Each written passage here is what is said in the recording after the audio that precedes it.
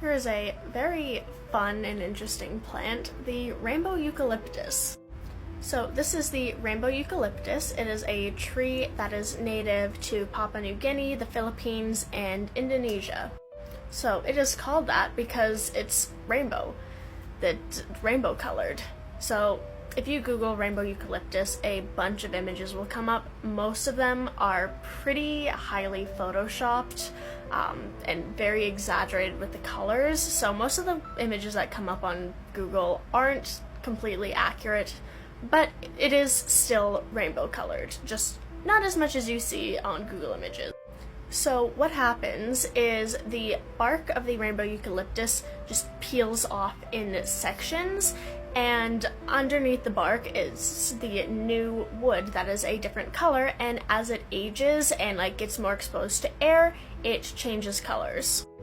So the regular outside bark, like the oldest part, it's brown, but when that peels off, it reveals the bright green underbark, and as that bark ages and it gets exposed to air and the elements, it turns from the bright green to blue and purple to red and orange, and then finally back to brown.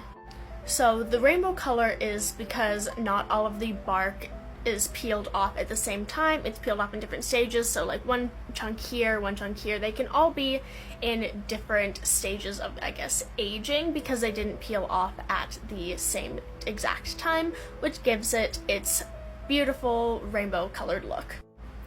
The rainbow eucalyptus, like other types of eucalyptus trees, are also mildly toxic.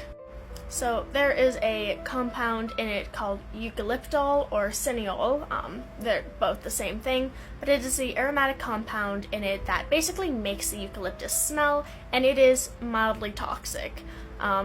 It's not anything to be worried about, but you just don't really want to be ingesting any eucalyptus plant.